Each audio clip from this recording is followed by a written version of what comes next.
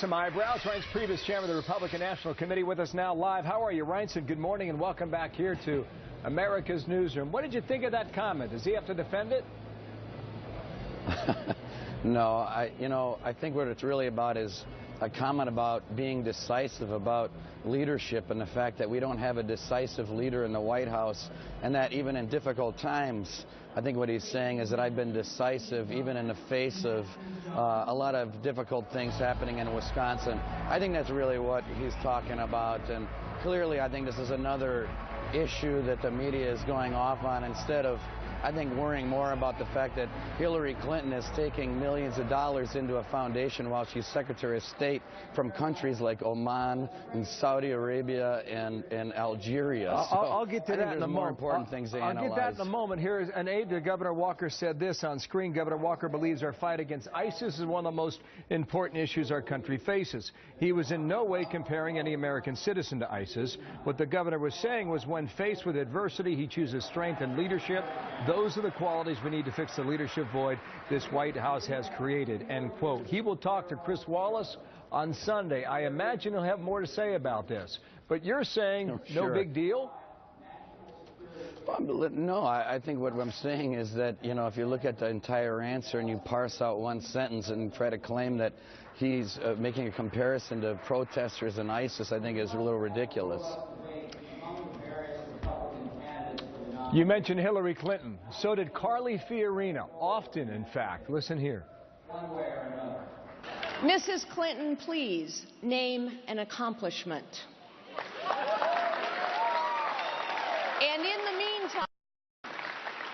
in the meantime, please accept and explain why we should accept that the millions and millions of dollars that have flowed into the Clinton Foundation from foreign governments do not represent a conflict of interest. And she went on, has this been more about the Republican Party so far, or has it been about Secretary Clinton? Well, I think it's a little of both. I think Carly did a great job yesterday, and, she asked us an important question. I think if you want to stump any liberal out there, ask him to name one of Hillary Clinton's accomplishments. It's pretty hard to do. I don't know how Hillary takes a 3 a.m. call, Bill, if she's the president and she gets a 3 a.m. call from some person that gave millions of dollars to the Clinton Foundation, how that doesn't compromise her position.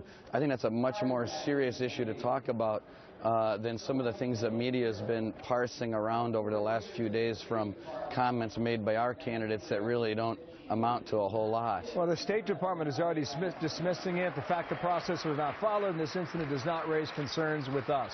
What do you think about that reaction so far from the State Department?